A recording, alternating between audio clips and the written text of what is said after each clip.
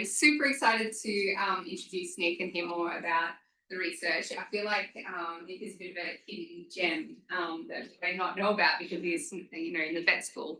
But we've been collaborating now, and it's just been so amazing. And I don't want anyone to know how amazing he is to collaborate with because he will have less time to work with me. But it's really great to have you here and to be able to do that cross-disciplinary, ecosystem modeling for ecology, but also diseases and stuff. So super keen to hear more. Thank you so much. Thank you very much. All right, well, thank you everyone for coming along today. So I'm going to talk to you about a bit of an overview of how I like to approach research and how you might be able to change your research to adopt some of these principles. So it's a little bit of a higher level kind of talk, which hopefully will be nice for a lot of you. Most of us are in this room because we're kind of fascinated by the natural world around us. We want to understand it better. We want to be able to predict how it might change in the future. And the purpose of my talk today is to try to convince you that there's one thing we can all do a bit better in our research, to learn a bit more efficiently and maybe to use our knowledge a bit more effectively.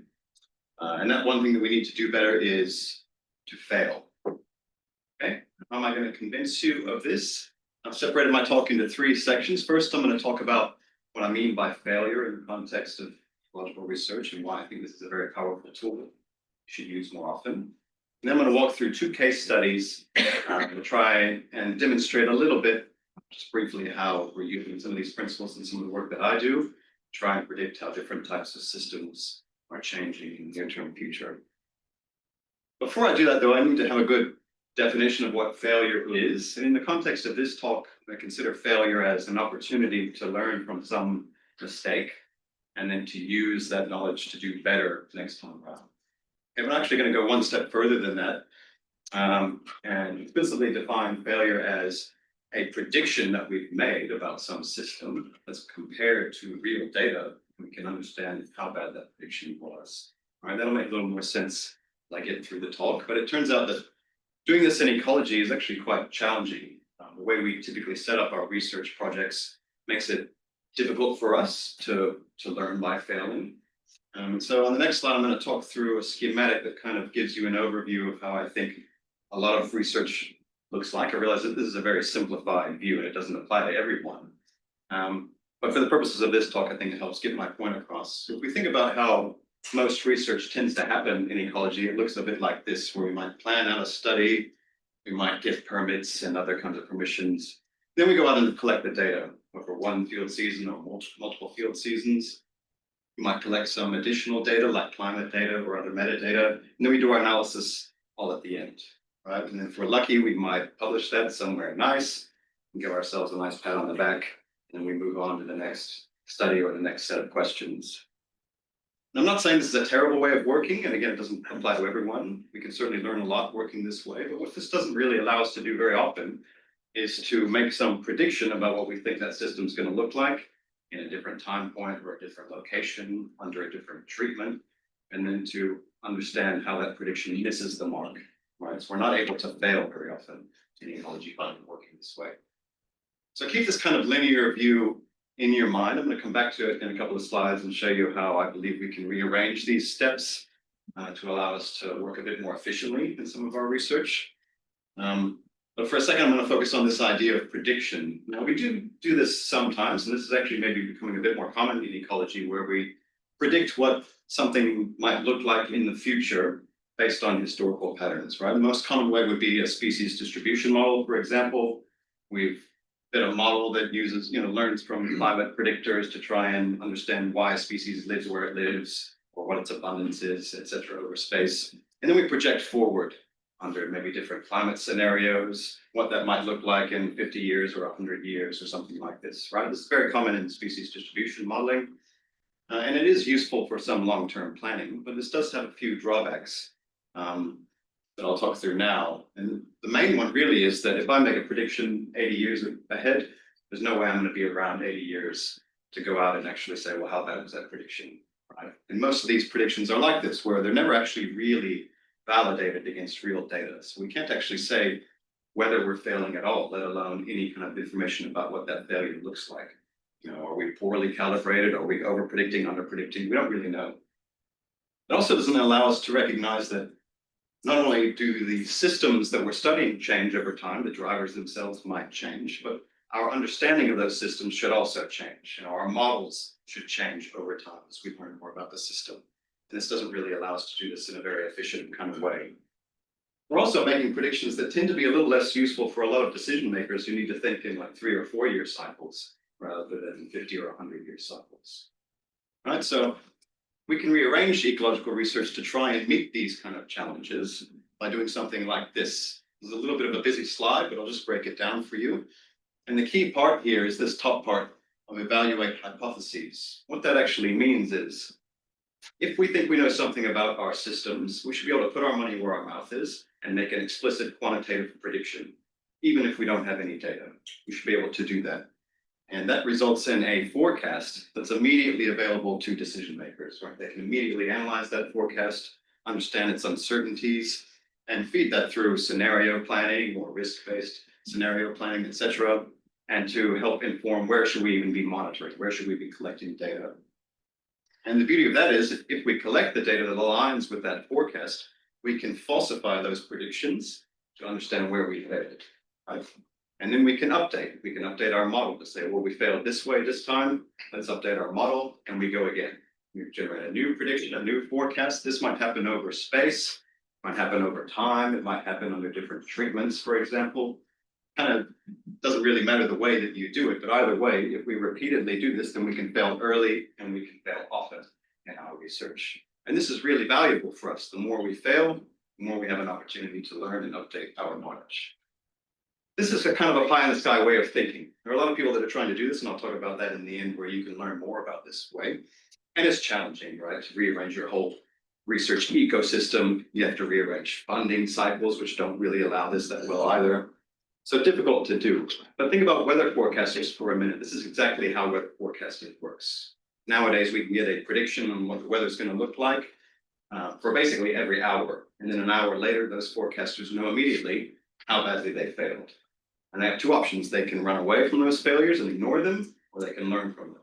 And they've generally chosen to learn from them. So if you have a look at this left graph, what you're looking at on the y-axis there is forecast accuracy for weather forecasts over time on the x-axis, and basically everything's going up over different horizons. Just getting better and better at forecasting the weather. And the result of that is we're learning more about what drives these systems. Here on the right, we're looking at the error of hurricane forecasts as they make landfall in the northern hemisphere over different forecast periods. And again, take-home message, in the 60s it was up here, in the 2020s it's way down here. This has huge societal benefits because we know better where hurricanes are likely to go within a few days after they make landfall. So I think we can do the same thing in ecology. Again, very challenging to do this. I'm going to walk through a couple of case studies to try and illustrate very basic ideas of how I'm trying to work on this kind of approach, these kind of systems for two different kind of ecosystems that I'm studying. Okay, before I do that though, I'd like you to say hi to Larry. So just a bit of context, about 10 years ago, my brother-in-law and his wife purchased this little Labradoodle puppy from a breeder's down in Sydney, and they were living in Singapore at the time. So the idea was Larry was going to come back to my wife's parents' house on the northern beaches and spend a week or two before being shipped over to Singapore. And I remember that very vividly because I was there when he came back to the house, so it was really exciting. I had this new puppy for a couple of days, very energetic and bubbly. But then one morning he started to walk a bit funny. We noticed he was not really limping like he had hurt his foot, but kind of dragging his legs behind him. And we thought that's a bit odd. We didn't pay too much attention to it. Then maybe about an hour later, he started to pant and started wheezing. It seemed like he was struggling to breathe. And then he started to get really sick from there. And so we rushed him to the emergency vets, which was just down the road. And fortunately, pretty quickly, they could isolate what the problem was. Any pet owners in the room? Anyone have an idea what they found? We found that. This is Ixodes holocyclus, or the paralysis tick. If you're a pet owner in Australia and you're not worried about these, perhaps you should be. It's a very terrible thing to witness, tick paralysis. And it's a very big problem for pet owners in Australia. What you're seeing flashing across the screen here are different media headlines I've pulled from Australian media outlets that we got kind of get bombarded with once a year in the spring when these things started because of the active. Okay, so big issue for Australian pets, causes a lot of anguish, of pain. And just to give you a bit of context about that, this forecast, this study system is all about forecasting rates of tick paralysis. So this word that I've showed before, which you might have thought was a formatting error, is actually a Greek word. I can't read it or pronounce it. Maybe some of you can, I'm not sure. But it comes from the Odyssey. Okay, hopefully I spelled it right. Yes. It comes from the Odyssey written by Homer, 725 BC or somewhere thereabouts, which is thought to be the earliest known literary reference to ectoparasites like ticks, fleas. A bit of context about these things. So there are two species of paralysis ticks in Australia. And unfortunately, they kind of live wherever the dogs are, right? They're confined to the East Coast, but that's where all the most populous regions are in Australia. So lots of dogs get paralyzed each year, cats as well, but it tends to be a bigger problem than dogs. We don't really know how many cases there are each year. This is a very rough estimate. And in fact, this research will try and answer that question, at least a little more precision. But many thousands of cases each year of tick paralysis. And when you consider that up to 9 or 10% are fatal in dogs, it's a big issue, right? Big problem. So we're trying to forecast rates of tick paralysis, but first we need to know the data, right? We need to actually know how many cases there are. And this turns out to be incredibly challenging.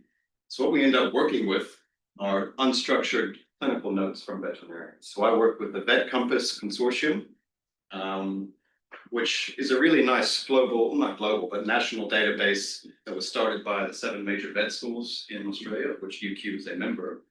And what it does is it harvests data in its raw, natural, sort of very messy form from participating vet clinics once a night. Right? Every night it's pulling in the data and putting this into a large database. And it looks like this: unstructured, messy clinical notes, a lot of abbreviations, a lot of shorthand, a lot of misspellings in there. We need to try and understand, out of millions of these kind of things, was this a likely tick paralysis case or not? So we use machine learning models to do this, or algorithms, we would call them. And they turn out to be quite good. There's a lot of useful things they can pick up on to try and understand whether that was a tick paralysis case. And so after we've done this, we end up with some data we can work with. So what I'm showing you here on the top graph are time series of rates of tick paralysis, kind of adjusted for populations of dogs, aggregated at the local government area level. So that's just an administrative level in Australia. And you can see all those time series kind of look similar. They have very strong seasonality. These ticks tend to be most active in the spring and early summer, but that seasonality changes over space and time. And in fact, one of the main objectives of this work is to try and let clinicians know, when is it likely to start this year? When's the likely start of the tick season? That turns out to be a little more useful to clinicians than the actual number, the actual magnitude. They need to know, when do they need to order all their antiserums and that kind of thing, staffing extra vets. If we look down on the bottom graph here, what we've done is remove that seasonality using a moving average, and again, aggregate it up to a higher level just to see the trends a bit easier. We can see some very common trends here. In fact, there have been some massive declines overall in the number of cases, or in the rates of cases, that tend to coincide with the availability of a new class of preventative drugs. So if you are a pet owner and you're using flea and tick preventions, most likely you're using one of these. They turn out to be much more effective than the previous class of drugs. And in fact, they sort of came on board about here, right? This is when they first became available. I put it here conservatively because some clinics might not have jumped on board immediately, but most of them probably did. So we can attribute a lot of that decline to the actual, the new drugs. And that's a really nice story, really useful. But the problem is that there are regions in Australia where this decline hasn't happened. They're persisting through. We don't really know why. We want to understand why. And so we're going to use forecasts to try and help answer that question. I'm not going to talk through the models or any of the key approaches, any of the details there. Again, this is meant to be a high level kind of talk, but please come and chat to me if you want to understand more about how we're doing this. We do have a link here as well to a sort of work in progress dashboard that we've built. It's a little bit out of date because my data scientist learned that he could get paid a lot more, not in academia, so he moved on. But we want to make a dashboard available so that clinicians can look at this thing and understand, well, what are the rates of tick paralysis in my region this year? How do they compare to last year or to other regions? And when is it likely to start? So that's where we're trying to use forecasts. And we can answer lots of other counterfactual kind of questions about how effective are new drugs, etc., with forecasts. But I'm going to switch gears for the next case study, which has a very different kind of problem that we're trying to focus on, and a different set of challenges as well. But just for those of you that were wondering, Larry did make it. They found 2 or 3, I think, larvae of paralysis ticks on his ear. And they were able to give him the antiserum and save his life, basically. And he had his 10th birthday a couple of months ago, driving the neighbors nuts. He's the old man in the house now. They have 4 kids now, which they've since had since him, right? So he's don't mess the house. But anyway, he's all going well, which is a nice story. But now we're going to move on to the next case study. If you've ever worked in community ecology, which I think probably a lot of us have, you'll understand that this is a very humbling place to work, especially if you're willing to make predictions and see how bad those predictions are. Well, that just sort of says it all to feel a bit inadequate, I think, when you do this. But that's kind of a good thing, because that feeling of inadequacy, if you do it enough times, you get used to it, you toughen up to it, and you learn that you can use predictions to try and understand something about the system. I'm going to take you to the semi-arid desert in Arizona, in the United States, where there's a long-term monitoring study that's been going on since the late 70s, to try and understand populations of desert rodent species. Okay, so basically, researchers have been going out on a lunar monthly cycle, so approximately 12 times a year, and using baited traps to capture rodent species. And they're trying to understand how does the whole community change? What kinds of competition signatures can we see, etc., in this community? Some of my colleagues who work at the University of Florida maintain this database, and they actually have created a lot of open source tools that allow you to immediately access the data through R, for example. So it's a really nice resource for doing time series things and lots of other things as well. And this is kind of what they're capturing, these kind of species, desert rodents, kangaroo rats, and other species. They compete with each other for space and for resources. So there's a lot of interesting dynamics that happen. We really want to understand what drives the whole community itself. What are they responding to? There have been major floods and other kinds of droughts and other kinds of events that have happened that have completely reshuffled the community over this long time series, and we can try and learn a bit about that. Just to give you a bit of context on that, so each of these circles represents a different time period. So here we're looking at the late 1990s, and those colored dots are meant to be a representation of relative abundance in that community. Each color represents a different rodent species of the 9 sort of main rodents that we worked on. And there in the late 90s, you can see that one, that light blue color is kind of dominating. That's a kangaroo rat that sort of outcompetes a lot of the other ones. So that's not uncommon to see that. But if you fast forward a decade later, the community looked quite different, a lot more balanced, a lot more even in terms of relative abundance. Everything seemed to be a nice diverse community. And then a major drought hit after this period, and the community changed completely again. And another species started taking over. It seemed to do better during the drought for whatever reason. And this kind of thing is happening over and over again. We want to understand a little bit more about why that might be. So we built a big model to do this. This just illustrates a little bit of the complexity of what that model might look like. I'm not going to go through this line by line. I don't expect anyone to necessarily, some people might really like this. Some people do not like this. I don't understand that totally. So I'll just explain the key part of this model just to make it a bit more clear about what we're trying to do. So if you imagine we're trying to predict the abundance or the expected abundance of a species at a current time point, that's that subscript T there. One simple thing we can do is let that have an effect on its own abundance at the next time point. So this is called an autoregressive model. So our predictor is the previous time point's expected abundance, and we can propagate that forward. Very common in time series modeling and forecasting. We can extend that to multiple species by letting them have their own effects, again, on their own abundance at the next time point. So here we're just moving forward in time. But we extend this even further by saying, well, each one of these can interact with each other. Species 1 can have an influence on what species 2 does at the next time point, etc. And this allows us to approach some of the more common kind of population dynamics models, generalized Lotka-Volterra models and other kinds of things that you might have heard of that allow lots of interactions between species. Well, we embed this is called a vector autoregression. We embed this in a larger hierarchical model that has random effects and splines and other kind of interesting things in it to try and model this system. It's a very complex model, nowhere near complex enough, obviously, to understand the whole community, but it gets us somewhere. But what it gives us is this big matrix of coefficients, autoregressive coefficients. It's asymmetric. There's a whole lot of crap going on here that you can't understand. And if you try to look at it, you're going to be rolling on the floor wishing you hadn't done that. So we can't really learn anything from these models necessarily by asking about one key parameter. And what we have to do then is make simulations to really learn from these models. So we can do things like this. We can ask, well, what if I caught 3 more of this species now? I keep everything else constant and I propagate the system forward. How will the other species respond to that? And this is really valuable. It allows us to understand who are the key players in the system, maybe the keystone kind of species, for lack of a better word. And so if we do that, if we simulate forward and we look at what the other species might be expected to do, we get what's called an impulse response, where anything above the y-axis for each species suggests we expect to see more of that species in the next time points. Anything below suggests we expect to see fewer of that species in the following time points. So we can change who's our focal species and do lots of targeted kind of questions to understand the system better. Allows us to understand their interactions and also allows us to make really targeted predictions that we can then compare to real data and understand how badly we fail. So we've done that a bit. Here's an example where we train on this kind of time period and then we predict forward for this time period using a hindcast kind of scenario. Sometimes they look great.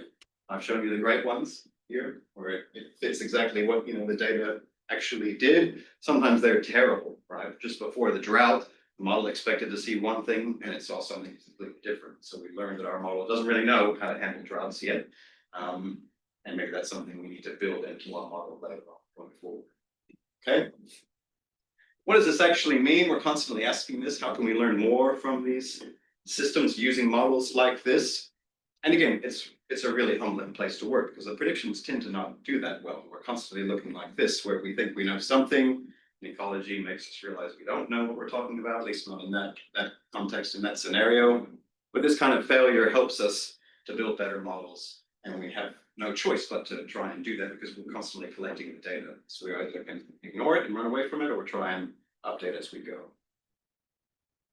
A paper came out a couple of months ago that talks through this particular set of models that I've talked through here. It's got pretty figures. Anything else, if you want to get that out of it, but have a read of that and you can maybe get a sense of how you might be able to do that or something like it in your own system.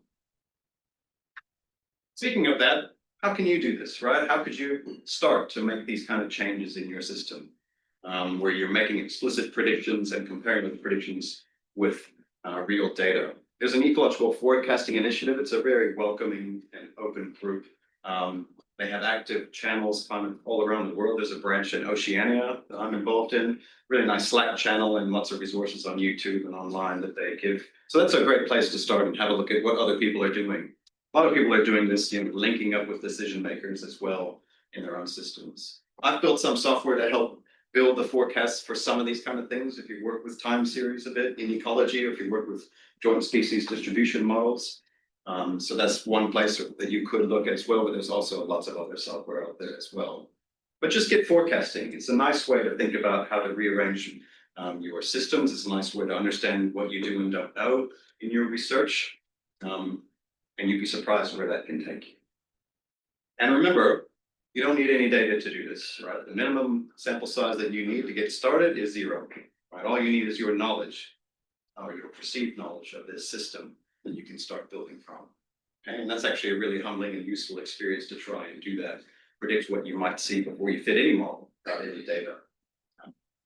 And that's a good take-home message. So please get in touch with me. I'm on Blue Sky and on GitHub. And I roam around here quite a bit, a couple of days a week, and I'll be happy to chat more about this. Thank you very much for your attention. I appreciate it.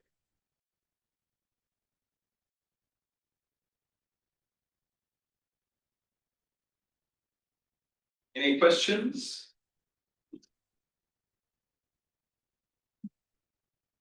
Hi, Jasper. That was great, Nick. Thank you. The type of data that you're forecasting for the tick analysis seems like it's presence only data, so you're only recording when there's like a positive event. How do you infer some kind of like absence of event, or like, I guess, yeah, how do you deal with it when you just have when something happened versus when it didn't happen? Yeah, good question. So what we do is we know for each animal that came to a clinic in a given time period, we're doing this on a kind of a monthly basis. And for each animal, we can infer, did that animal come into the clinic because it had a paralysis tick or not? And so then we can aggregate that to counts. So we have a count in each clinic in each month, how many cases, and we have a count of how many animals came in. So that creates kind of a rate that we can use. And that's what we're using. So we use the counts themselves and we adjust that using an offset. We use offsets in models. And the offset is the total number of animals that came to that.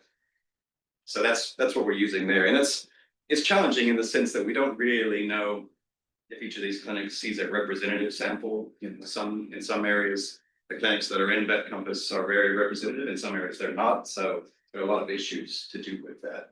And we need more data coming from different places to try and back that up. But that's the best we can do. Yeah, question, quick follow-up question to that. Would false absences be a huge issue in those cases? False absences, yes, probably. I mean, it varies hugely because some vets will explicitly say, I found a paralysis tick. Others won't say that. You'll have to infer it based on what did they treat with, what did they write in their notes, etc. So probably there are many dogs that would get paralysis ticks that don't actually end up. And it kind of just depends how close they are to the vet and things like that. So yeah, many challenges there. We hope that that kind of averages out, but we don't know for sure without more targeted kind of things. Question. It's great, Nick. Thank you so much. We want to do some looking at community analysis over time, and understanding that and visualizing that. I really like your circles with the dots. Okay. Are they sites? The dots? The dots are species. So what I've done, sorry to scroll back. These are guided. These things. So basically what I did is each time period shows like a community of 100 individuals, and I've just randomly, well, not randomly, but I've used their known kind of proportion in that community to populate these colors. So it's meant to show if you had the same number that you sampled from in each time period, what their relative abundance would look like. It's a very hard thing to visualize these things, especially if you want to put uncertainties on these. So this was one way that I came up with to do it, but there are other ways that you can speak better to people. But it's a challenge. That's great. I really liked it. Yeah. Thank you. Like fingerprints and things. Yeah, that's right. Took a lot of work to do that. That probably took the most. That and building them all took the most time. Analysis that I did. You're probably the generous person that puts code for these fancy. The code's available, yes. If you look at that paper, you'll find the code to this. There's an R script to do this kind of stuff. So you can steal that and use it. Yeah. I think that's great. I'm wondering about climate change and forecasts around that. The science is really starting to reveal that these long-term, continuous or predictable changes are not really the things that are impacting species. It's the discrete changes. It's the human response, and the things that are, I feel, a little bit unpredictable. How do you overcome that in terms of thinking through the utility of forecasting when in that world, and the most extreme example is Trump, like coming in and changing everything, just how do you reflect on that? How do you reflect on the dynamism of that kind of abrupt change that could just fundamentally change your system? Absolutely, yeah. I mean, that's one of the biggest challenges, especially this kind of stuff. You get into communities and things can change just very quickly without you being able to anticipate it. And I guess that's one of the things where we want to use forecasts is to understand our forecast needs to have enough uncertainty in it to try and account for those kind of possible things that could happen. And then it's about communicating with whoever is using those forecasts. Why is there so much uncertainty there? Someone asked, I remember Rob Hyman, who's a very famous kind of professor of forecasting and statistics down at Monash. He was working during the first COVID wave to try and build forecasts, and he was passing them to policymakers in Australia. They wanted to see forecasts up to like a year ahead, and he said, that's just ridiculous. It could go anywhere. I'm not going to give you that because there's just no point. It'll be so much uncertainty. You can't do anything with it. Kind of a similar thing here. If you're forecasting so far ahead, we just can't possibly predict everything that's going to happen in 50 or 80 years. And so the question is really, are those forecasts really that useful? Or are we better off trying to forecast in small increments where those decisions could be kind of more relevant? But yeah, I mean, abrupt changes are a very big thing. And I expect, if we had 5 droughts, each one of them would look totally different in terms of what happened in the community after that drought. And it's very hard to understand what we could have. So you just have to have the appropriate uncertainties in your forecasts to accommodate that. That's a good question, big challenge. So do you think ecological forecasting is getting better, just like the weather forecasting? Yeah, is it getting better? That's a really good, it's a very new field, ecological forecasting. And I mentioned, when I talked about my pie in the sky way of looking at it with those 2 kind of gears, just to get to there is really hard, right? What we're doing, as you can probably tell, we're just collecting new data and then generating prediction 1 month ahead. We're not updating our models too much yet, because that's a really hard thing to think about. Well, how do you update theory as you go, right? What does that look like? So in some contexts, it's getting better. Some people are doing this for sort of very complex ecosystem models, ecosystem flux models and things like that sound fancy, and I have no idea what they actually do. But most of it is very early kind of days like this. There's a few forecasting competitions that have opened up where people are making data available. If you've ever looked at the NEON network in North America, they have a lot of open data sets that are continuously being monitored, and you can download the data very easily. So there are a couple like that, but it's in its infancy, really. It'll be an interesting thing to see. I see like experimental work to be a really useful thing in this kind of approach, where you can control what's happening in your communities and control the treatments, and then you can forecast, and you can do that iteratively, pretty easily in a small microcosm, and then scaling up from there. But there's many people that are doing it in different ways. But whether it's getting better, it's kind of hard to say. It's only been around a couple of years, so I don't know if we can even tell that. There's a question from Matt Holden in the chat. Okay. Thanks, Nick. That was a wonderful talk. There was a recent talk in the School of the Environment by Carl Bettinger about what he called the forecast trap, where the models that make the best predictions don't always lead to the best decisions compared to models that predict the system less accurately. Do you think that could happen here, or do you think the best forecasts usually lead to the best decisions when it comes to ticks and cuts? Yeah, that's a really good question as well. You really have to think about who's going to use these. And that's another thing that we're thinking about here is who would most likely use these kind of forecasts. This one here is really meant for kind of just learning, right? It's an academic kind of exercise here. There's no one that's actually making any different decisions on the ground in terms of this portal study. But the tick one could be useful in that sense. But the question of whether the accuracy of your forecast really aligns with how useful that is to a decision maker is a big one that needs to be kind of navigated as you're setting up the system and thinking about who would this decision maker be. In our case, for example, even if we predicted really well what that shape of the tick season was going to look like, if we missed the start just a little bit, that'd be a lot less useful, I believe, to many actual clinicians and emergency vets, because they need to know how many vets do I roster on and how much of the antiserum do I order, right? That's what they're kind of thinking about. All their beds get taken up by paralysis tick cases in some of these areas like Northern Beaches in New South Wales. And that's a really good point that, you can have a really accurate forecast that's actually not that useful. So you have to think about it in different ways that way. Yeah. Thanks, Nick. Trying to formulate a question because there seems to be some parallels with adaptive management and more recently active adaptive management. So are you crossover between the 2 concepts, or there needs to be that between the 2? Yeah, I think it's very closely linked to adaptive management. One of the ideas with this is through forecasts, you should be able, if you set them up, it depends on the context, but over, say, spatial locations, you can kind of get a sense of where would we gain the most information from adding another monitoring site, right? Which monitoring sites are kind of redundant for us to learn, at least from what we're trying to forecast. And you can adaptively update how you monitor so that your forecasts become more useful, that kind of thing. Think about what kind of horizons are you working at, or timescales? How often do you update? How often do you repeat these things? So that's very tightly linked to the idea of adaptive management, think about updating how you manage things. Again, that's a pie in the sky way of thinking. It's very hard to do that on the ground, but there are some groups in that ecological forecast initiative that are trying to do this. So it's useful to have a look at those and see what they're doing. Thank you. Any more questions? Yep. I'm not familiar with the forecasting literature. What's the difference between forecasting and prediction? What's the difference between forecasting and prediction? That's a good question.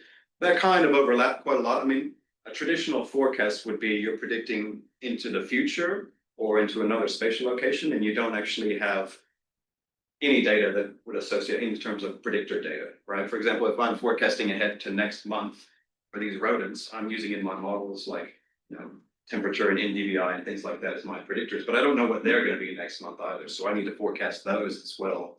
And so a true forecast would be an out of sample thing that you don't actually have any real data on.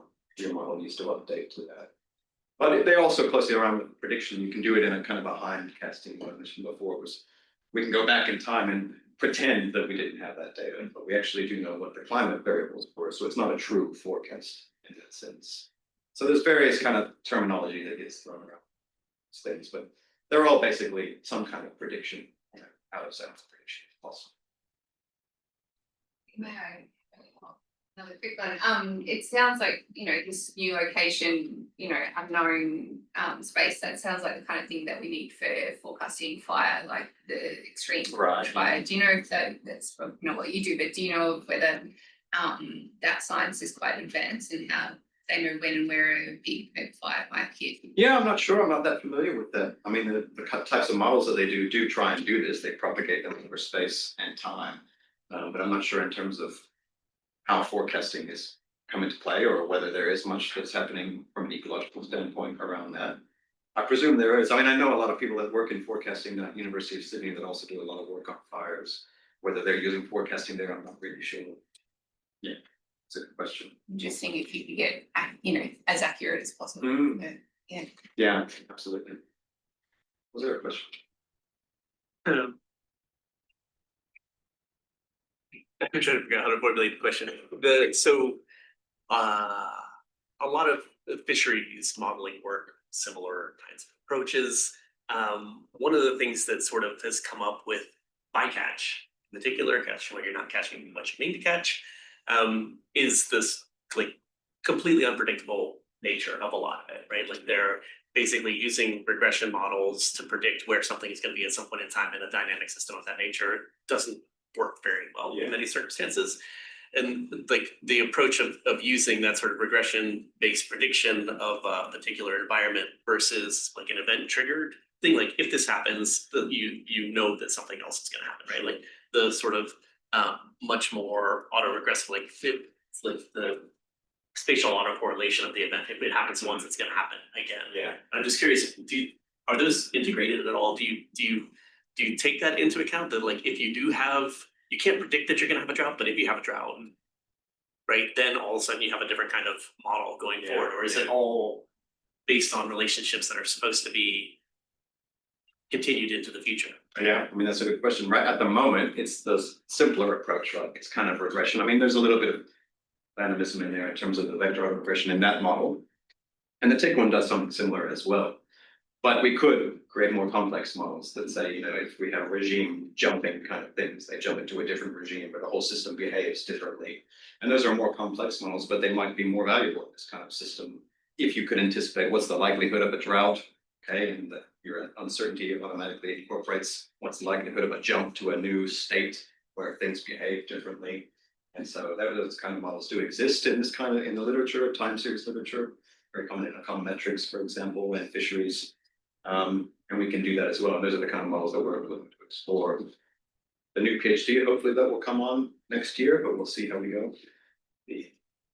The application. But anyway, yeah, so you can go up in complexity in these kind of things. And every time you do that, the question is, are they forecasting better? And if they do, does that mean it's a better model? Or if they don't, does it mean it's a worse model? So there's a lot of things to think about. And often you need multiple models that go, and you can kind of understand when is one model more valuable than another and things like that. So you can go down a rabbit hole in terms of how complex to go with these things, but that's often kind of valuable too as well.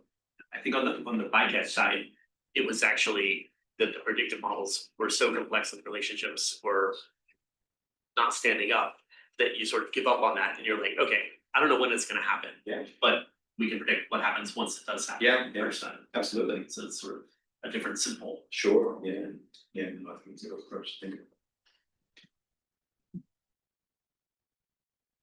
Any more questions? Kind of like a follow-up question. So yeah, like ecosystems are so complex where a lot of the models can't capture all the interactions, etc. That's why they're often first. So would you say, or so far, have you seen these models work better on maybe conceptually more simplistic ecosystem, maybe like island ecosystems where there potentially won't be as many things that are affecting the things you want to see, or maybe more isolated systems, maybe like a pond system where there's only a few species that's interacting with the system. Yeah, absolutely, and I think there's a lot of work that's going into trying to understand what they call the predictability of different systems, and there are various ways people measure predictability. One of the ways that they do that is fit a really simple model and see how it forecasts, and if it tends to be the winner amongst a group of models that are very complex range in complexity, the simpler models tend to always win. That kind of suggests that there's repeatable patterns in there that might lead to that system being more predictable. It's a very difficult thing to measure, and there's a lot of work happening. And again, within the Ecological Forecast Initiative, there are subgroups that work on these kind of questions, and one of the big questions they're working on is predictability. We use these forecast challenges to try and understand when do simple models just always do better and things like that. So it's a really interesting place to work, and I haven't worked much in it myself, but I think it wouldn't surprise me to see that kind of signature happening. Anyone going to do forecasting? Anyone going to jump straight in and start forecasting now? Put your predictions out there. Money where your mouth is. Yes, Yes. absolutely. This validation. I actually say that, we don't often like to fail. I'm like that person tripping over the fence, that's like me all the time. Surely a lot of us. Yeah. No, I agree. It's difficult things. I mean, I think the cycle, the way we fund research tends to work in these, that tends to help this linear flow, right? And everything gets done at the end, and you got to show them all your results before you even get the money sometimes. So it doesn't really help to flip things around. We want to say, well, we don't know. We're just going to go and fail and learn from that, right? So, but anyway, try it out, see how you go. Good luck.